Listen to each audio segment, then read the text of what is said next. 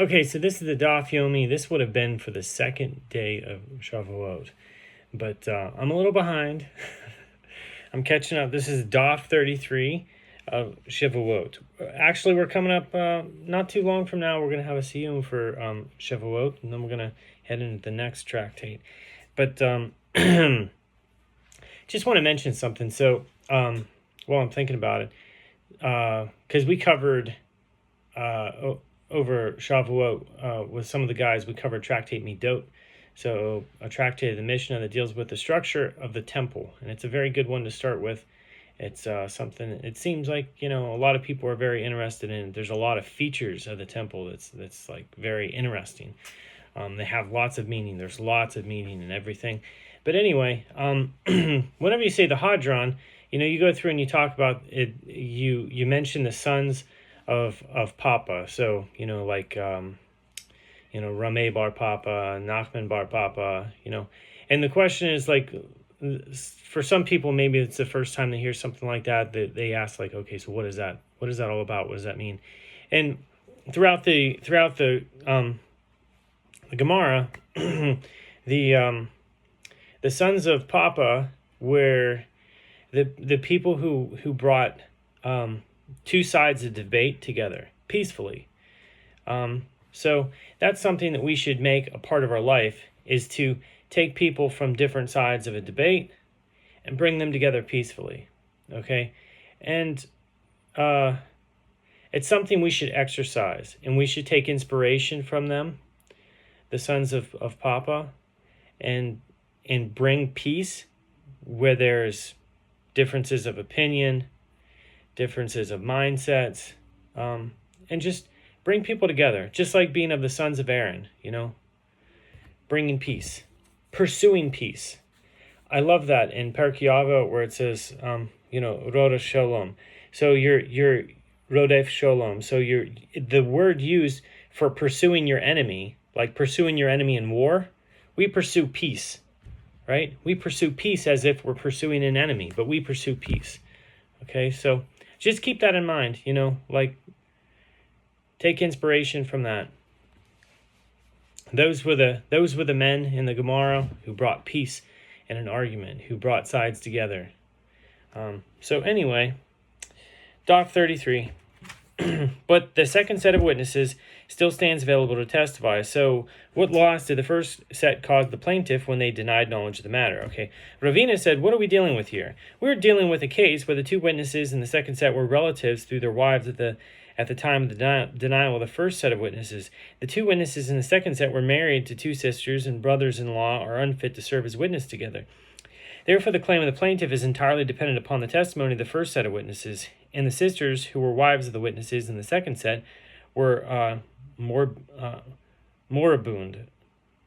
Lest you say that since, presumably, the majority of individuals who are moribund will actually die very soon, therefore these two witnesses are fit to testify together. Therefore, the Tana teaches us that since now in any event the wives had not yet died, their husbands remain unfit to testify together. Okay, back to the Mishnah. The Mishnah says, in a case where the plaintiff said to the witnesses, I administer an oath to you concerning your refusal to testify, if you do not come and testify on my behalf, that I have in the possession of so-and-so a deposit and an outstanding loan, and a stolen item, and a lost item, and they lied in reply. On our oath, we do not know any testimony on your behalf. They are liable for taking only one false oath of testimony. But if they lied in reply, on our oath, we do not know that you have in the possession of so-and-so a deposit and an outstanding loan, and a stolen item, and a lost item, they are liable for each and every one of the components of the claim.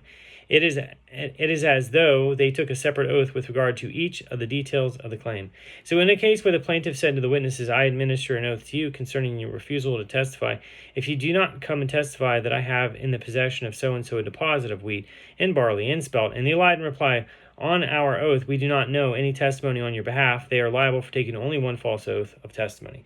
But if they lied in reply, on our oath, we do not know any testimony on your behalf that you have in the possession of so-and-so wheat and barley and spelt, they are liable for each and every one of the components of the claim. So, in a case where the plaintiff said to the witnesses, I administer an oath to you concerning your refusal to testify, if you do not come and testify on my behalf that I have in the possession of so-and-so an outstanding payment for damage, or an outstanding payment for half the damage which the owner pays for damage caused by his innocuous ox goring another animal, or with regard to an outstanding payment of double the principal that a thief must pay the owner of a stolen item, or with regard to an outstanding payment of 4 or 5 times the principal that a thief pays when he stole a sheep or an ox, respectively, and then slaughtered or sold it. Or in a case where the plaintiff said, I administer an oath to you concerning your refusal to testify if you do not come and testify that so-and-so raped my daughter, or he seduced my daughter, or that my son struck me, or that another injured me, or that he set my stack of grain on fire on Yom Kippur. If any of these cases the witnesses took on an oath falsely, denying any knowledge of the matter on behalf of the plaintiff, these witnesses are liable for taking a false oath of testimony. So the Gemara says, a dilemma was raised before the sages. In a case where one administers an oath to witnesses concerning a fine, if they do not come and testify that one performed an action that renders him liable to pay a sum fixed by the Torah as penalty for that action, what is the halacha? Is it like any other case of an oath administered to witnesses in monetary matters or not? The Gemara refines the dilemma. According to the opinion of Rabbi Elazar, son of Rabbi Shimon, do not raise the dilemma, as he says in a case where one performed an action in the presence of witnesses for which he is liable to pay a fine, and before the witnesses testified, he admitted his liability, even though the principle is one who admits that he is liable to pay a fine is exempt from paying the fine, the witnesses shall come and testify and render the one who performed the action liable to pay the fine. In his opinion, payment of the fine is dependent upon their testimony, and therefore, if they lie, they are liable for taking a false oath of testimony. When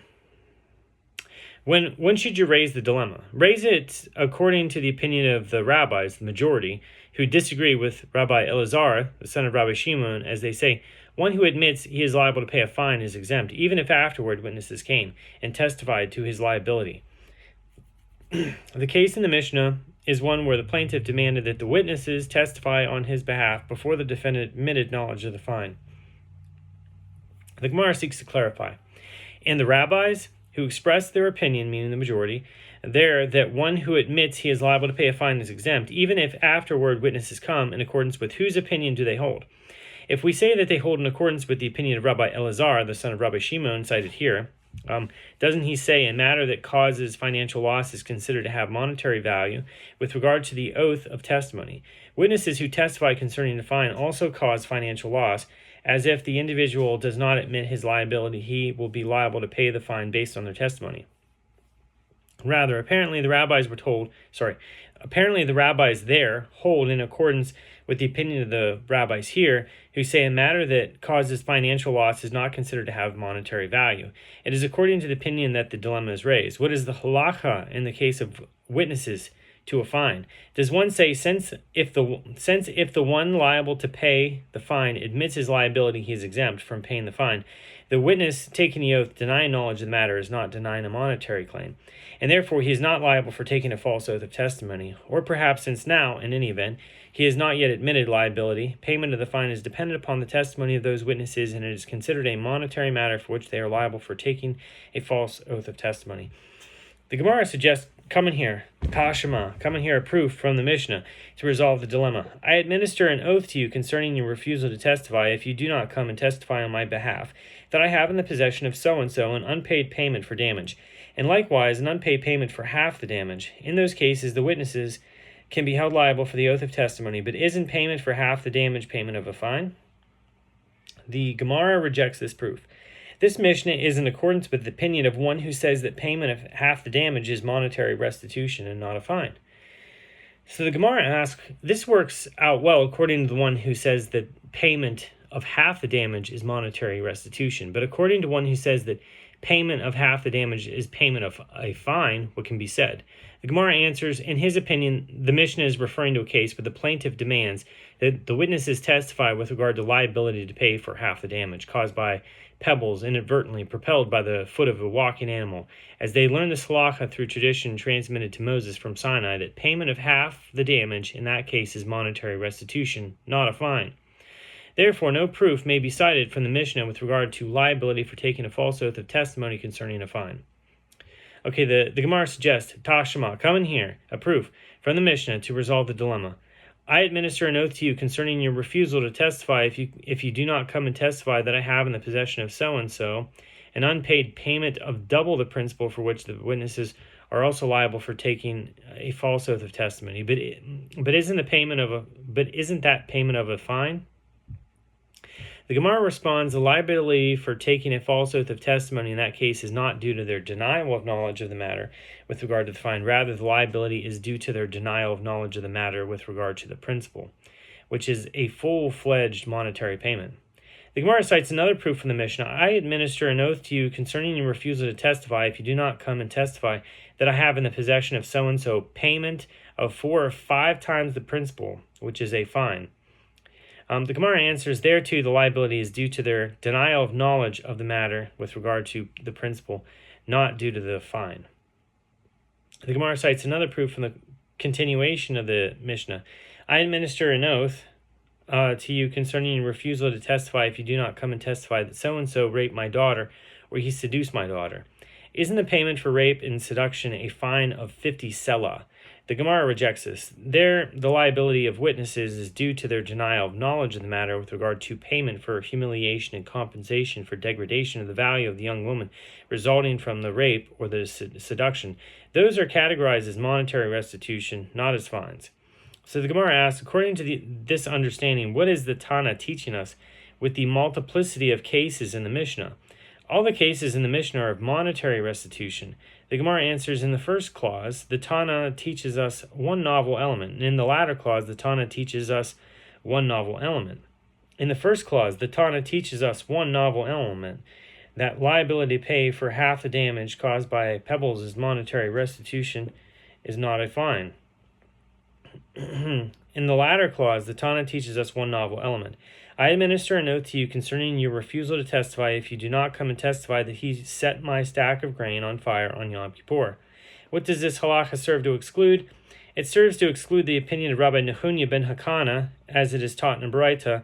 Rabbi Nehunya ben Hakana would deem Yom Kippur like Shabbat with regard to payment of damages. Just as in the case of one who intentionally desecrates Shabbat, he is liable to receive the death penalty and is therefore exempt from liability for payment for damage that is caused while desecrating Shabbat. So too in the case of one who intentionally desecrates Yom Kippur, he is liable to receive the death penalty and is therefore exempt from liability for payment for damage that is caused while desecrating Yom Kippur. The Tana of the Mishnah disagrees.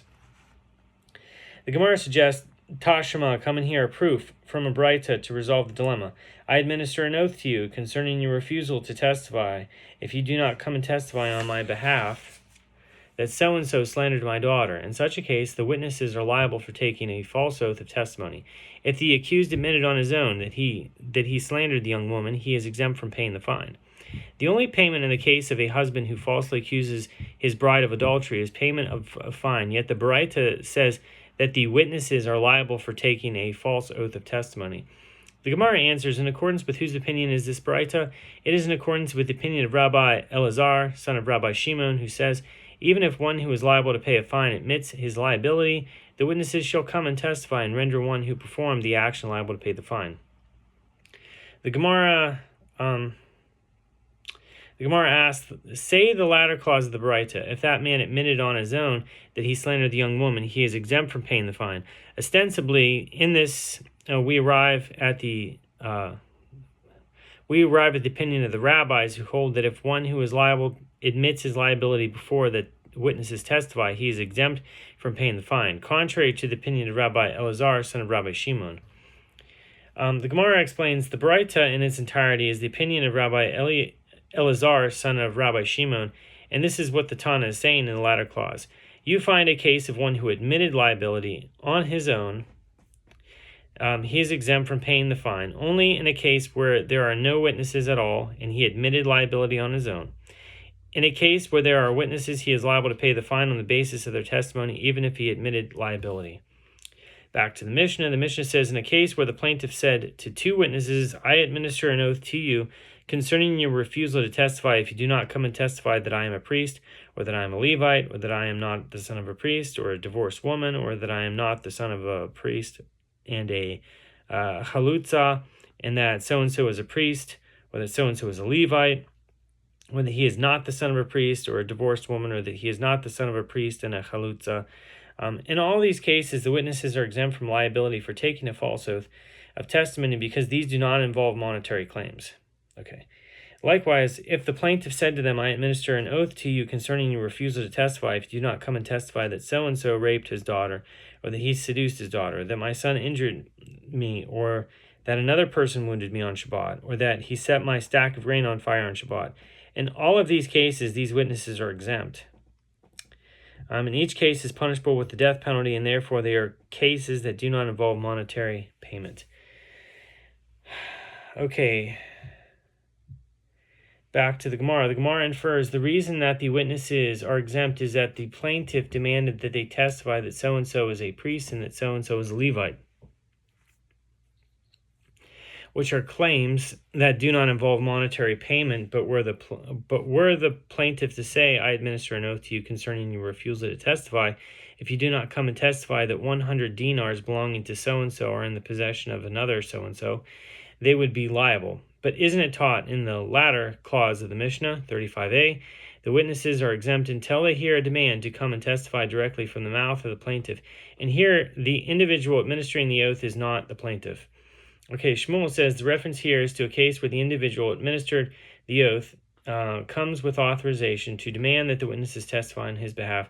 The Gemara asks, but didn't the sages of Nahar Da'ah say we do not write an authorization document concerning movable property? The Gemara answers this statement that one does not write authorization for movable property applies only in a case where the respondent already denied the claim against him. But in a case where the respondent did not deny the claim against him, we write authorization even for movable property. The sages taught, from where is it derived that the verse with regard to an oath of testimony speaking about only cases involving a monetary claim? Rabbi Eliezer says multiple instances of the term or are stated here with regard to an oath of testimony, and he hears the voice of an oath, and he is witness, or he saw, or he knew. Leviticus 5:1. In multiple instances of the term or are stated there with regard to an oath on a deposit, and he deals falsely with his neighbor in a matter of deposit, or of an outstanding loan, or of robbery, or he exploited his colleague, or he found a lost item. Leviticus 5:21-22. Just as there, the verse is speaking only about cases involving monetary claims, so to here the verse is speaking only about cases involving a monetary claim. The Gemara challenges the multiple instances of the term or that are stated with regard to a murderer, and if he shoved him with hatred, or cast upon him any vessel without line and weight, or in enmity smote him with his hand, Numbers 35:20-21, will prove that multiple instances of the term or are unrelated to the application of the halacha to cases involving monetary claim, as these are multiple instances of the term or in verses that are not speaking about cases involving a monetary claim. The Gemara answers, one infers multiple instances of the term or with which there is an oath administered. That is an oath of testimony for multiple instances of the term or with which there is an oath administered, an oath on a deposit, and the multiple instances of the term or that are stated with regard to a murderer will not prove anything to the contrary, as there is no oath in their context. The Gemara challenges the multiple instances of the term or that are stated with regard to a sota in the Torah, or if the spirit of jealousy came upon him, or a man upon whom a spirit of jealousy came, Numbers 5:14-30. So we'll prove that multiple instances of the term are unrelated to a monetary claim, as these are multiple instances of the term or, and there is an oath administered by the priest to the sota in their context, and the verse is speaking about cases not involving a monetary claim. The Gemara rejects this. One infers multiple instances of the term or with which there is an oath administered and with which there is no priest administering, that is, the case of an oath of testimony for multiple instances of the term or with which there is an oath administered and with which there is no priest administering it, that is, an oath on a deposit, and the multiple instances of the term or that are stated with regard to a murderer will not prove anything to the contrary, as there is no oath in their context, and the multiple instances of the term or that are stated with regard to a soda will not prove anything to the contrary, as even though there is an oath in their context, there is a priest administering the oath in their context. This is the source from which Rabbi Eliezer proves that liability for an oath of testimony is limited to cases involving a monetary claim. Okay, Rabbi Akiva says that it is written with regard to an oath of testimony, and it shall be when he will be guilty of one of these, that is Leviticus 5:5. The term of these is a restrictive expression from which it is derived. There are some of these for which he is liable, and there are some of these for which he is exempt. How so? If the plaintiff demanded testimony from the witness with regard to a monetary claim, the witness is liable for taking a false oath. If the plaintiff demanded testimony from the witness with regard to another matter, he's exempt.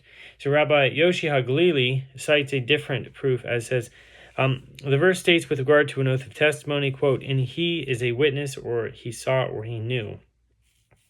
Leviticus 5:1.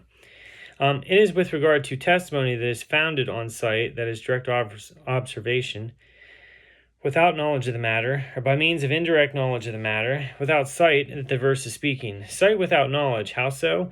It is a case where the creditor claims, I counted 100 dinars for you, before so-and-so, and so-and-so, and the debtor responds, let that so-and-so and the other so-and-so come and testify. This is a case of sight without knowledge, as the witnesses do not know whether the money was counted as a loan deposit or repayment of a loan. Okay. Knowledge without sight, how so? It is a case where the creditor claims, you admitted to owing me 100 dinars before so-and-so and so-and-so. And the debtor replied, let the so-and-so and the other so-and-so come and testify. This is a case of knowledge of the debt without sight, without sight of the loan taking place. So testimony based on sight without knowledge, or based on knowledge without sight, is possible only in cases involving a monetary claim. Okay. Rabbi Shimon cites a different proof and says the Torah rendered one liable if he takes a false oath. Here, with regard to testimony, and the Torah rendered one liable if he takes a false oath with regard to a deposit. Just as there, the verse is speaking of liability only in cases involving a monetary claim, so to here, the verse is speaking of liability only in cases involving a monetary claim. So, and furthermore, one can infer this halacha by means of an a fortiori inference from the halacha or of a deposit. If, in the case of a deposit, with regard to which the temple rendered the halakhic status of women like that of men, the halakhic status of relatives like that of non-relatives, and the halakhic status of unfit witnesses like those of fit to testify, and he is liable for each and every oath. Okay, continuing on, and that's the end of 33. So thanks for watching.